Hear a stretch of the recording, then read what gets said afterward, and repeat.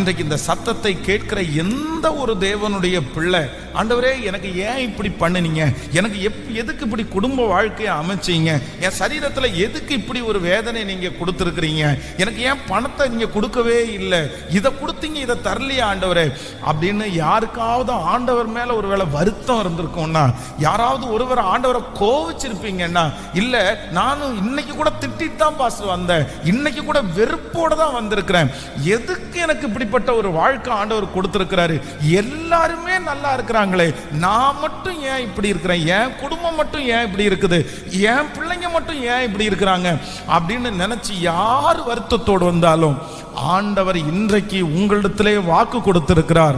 நீங்க உண்டாக்கப்பட்டது சாதாரணமாய் அல்ல, பிரமிக்கத்தக்க அதிசயமாய் கர்த்தர் உங்களை உண்டாக்கி இருக்கிறார். அநேகரை காட்டிலும் கர்த்தர் உங்களை நன்றாய் கர்த்தர் வைத்திருக்கிறார். சொல்லுங்க, கைகளை உயர்த்தி நன்றி ஆண்டவரேன்னு சொல்லுங்க. ஆண்டவரே என்னை ரொம்ப நல்லா வச்சிருக்கிறதுக்காக நன்றி. அநேகரை காட்டிலும் சொல்லுங்க, அநேகரை காட்டிலும் என்னை நன்றாய் வைத்திருக்கிறார். சொல்லுங்க, ஆண்டவரே என்னை விட கஷ்டப்படுறவங்க நிறைய பேர் இருக்கிறாங்க, என்னை விட வியாதியா இருக்கிறவங்க நிறைய பேர் இருக்கிறாங்க, என்னை விட வறுமையில நிறைய பேர் இருக்கிறாங்க. அவர் உமது மன விருப்பத்தின்படி உமக்கு தந்தருளி உமது ஆலோசனைகளை எல்லாம் நிறைவேற்றுவாராக. சங்கீதம் 20:4 ஏசப்பா உமது மன விருப்பத்தின்படி அனைத்தையும் உமக்கு தந்தருளுவாராக.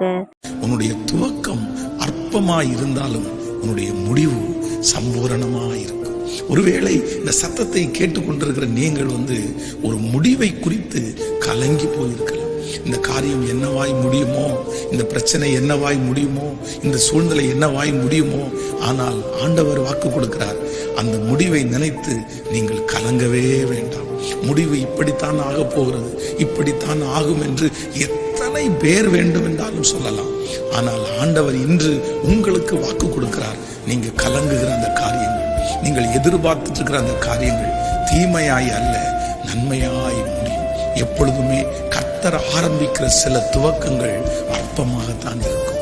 நீ இதை முடிக்க மாட்டாய், இதை கண்டிப்பாக செய்ய முடியாது, இந்த காரியத்தை வைத்து நீ என்ன செய்ய போகிறாய், இது அற்பமானது.